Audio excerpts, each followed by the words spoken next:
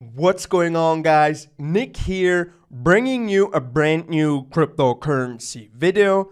Today, I simply want to talk about Hashflare, how profitable it is, and if I decide to maybe buy even more hash power here with Hashflare. Yo, Nick, are you running multi-million-dollar schemes again up there? Stop it! What is going on, everyone? Sunny Decree here. No, this is actually not Crypto Nick. We are here on Sunny Decree's channel. And if you guys like that content, please make sure to subscribe. So before we're gonna jump actually into that video, I want to address this in here real quick, why I'm doing this video. A lot of people have actually been asking, and I've even seen that those people who signed up with my link back in the days, they actually start to buy cloud mining contracts again here on Hashflare. So I personally feel kind of obligated to make such a video. Is it profitable, how profitable it is, and what my opinions are about cloud mining contracts here on Hashflare. So let's jump right into it. So maybe you already figured that Hashflare currently offers very cheap cloud mining contracts. I mean, we cannot really compare this to back in the days. What happened when Bitcoin pretty much mooned, when there was this huge bull run, is that most of the cloud mining services, they made their contracts more expensive. We saw that on Genesis Mining, we saw that on Hashflare, and obviously people were upset about it. But what happens right now on Hashflare, they still offer hash power, and they lowered the prices of their Bitcoin mining contracts drastically. I know that there are a lot of people out there still talking bad about Hashflare. Well, the main reason for that is Hashflare is around since, I believe, 2014, which is quite some time actually, and some people are saying, how is it possible that they never really run out of hash power? I mean, it happens on Genesis Mining, it happened on the BitClub network, and on Hashflare, it doesn't really seem to happen that they're out of hash power. So some people are saying, well, it's just a Ponzi scheme, just the new investors are paying the old ones. I still don't believe that. I think that, I mean, during that bear market, not that many people, I mean, I saw that myself, not that many people or almost no people were actually buying these contracts. So the Ponzi scheme at this point in this bear market wouldn't probably have been sustainable. And there are also more and more videos out there because the team of Hashflare actually figured that, well, they have to prove that they're doing something like Genesis Mining, for example. Now let's talk about the part why you guys are probably here for, the profitability. So as I already said, I mean, the prices have dropped drastically.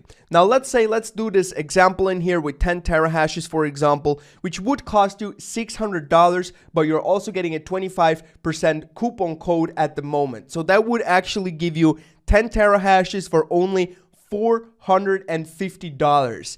And if you just think about that, for those people who are around since quite some time, this is actually quite cheap. But we have to also keep in mind that also the ASIC, the Antminers from Bitmain got cheaper as well. I mean, this in here is with PSU, I think that's power supply, only $1,155, well, only. So we have a little bit of a comparison. To be fair, this in here is not just 10 terahashes, this in here is actually 13 terahashes, but we're still gonna calculate the cloud mining in here with just 10 terahashes because it's a little bit easier.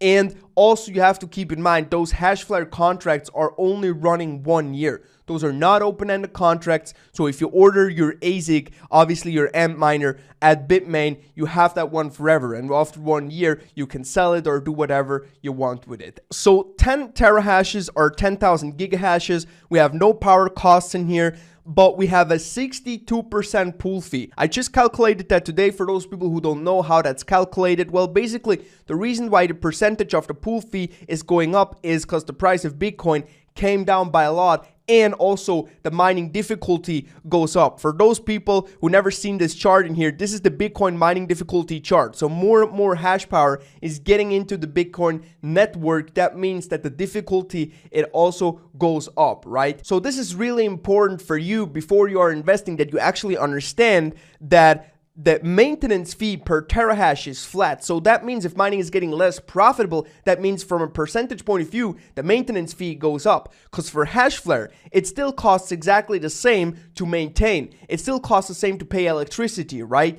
So obviously from a percentage point of view, if mining is getting less profitable, that goes up, right? For those people who always want to be up to date and calculate the current maintenance fee in percentages, you just go to your history, scroll down in here, and then you basically just check your last SHA-256 56 payout and pretty much subtract the maintenance fee in here, or just calculate the percentages, and that brings you currently to a pool fee of 62%, which is huge, I know that, but yeah, if you have a look at the profitability, it's not even that bad. So the hardware cost for those 10 terahashes is not $600, it is $450 because of that 25% coupon code that we have. Now let's hit calculate, and we are actually back to a break even of 213 days, which is not that bad at all, to be honest. And that definitely reminds me more of back in the days when mining was way more profitable, and we saw numbers over here. Even I think the best I've ever seen was like 79 days or something to break even. Maybe we're gonna go back to those days. I mean, if you just think about that, if Bitcoin is going to moon tomorrow or in the next week or in the next month, then those numbers are definitely possible once again. So yeah, the current prices for these contracts, remember guys, once again, those are 1-year Bitcoin mining contracts. For those people who are asking about what pools you are using, it doesn't really matter at all actually. I'm personally using the two biggest ones that are possible, 50/50, F2 pool and M pool in here. You can check that at btc.com in here. And that's that one over here, M pool and the F2 pool. The other options are the BW in here and also the BTC China. So I'm using the two biggest ones. Now the big question, am I going to invest? Well, the answer to that is no. To be honest, I thought about it, but the main reason why I'm not investing more is I already have a lot of my Bitcoin invested in cloud mining contracts. I have a huge contract on Genesis Mining, I think 336 terahashes. Then here on Hashflare, I have 175 terahashes. On CCG mining, I think I don't have Bitcoin mining over there, just Litecoin and Zcash. And on BitClub Network, I have huge Bitcoin mining contracts as well since a very long time. So overall, I'm actually happy with that passive income. It protects me a little bit from myself, pretty much not to spend all the Bitcoin for some trash altcoins. So I'm still kind of happy with it, but are we ever going to see all our Bitcoin back? Well, are you going to break even in US dollar in terms of US dollar? I personally believe so. Yes, I did more than break even from all my cloud mining contracts, which I run since the very beginning. But in terms of Bitcoin, it is really hard to tell, and it looks more and more that you're not going to get your money back in terms of Bitcoin. What does that mean? Well, that means that you would be better off probably if you would just buy the coins that you want to mine right now. And especially right now when prices of the cryptocurrencies are not that high as they used to be, I would probably rather buy the coins than cloud mining contracts. For those people who still want to buy into this, I would recommend Hashflare right now. Take the chance, take that offer, $600 for 10 terahashes.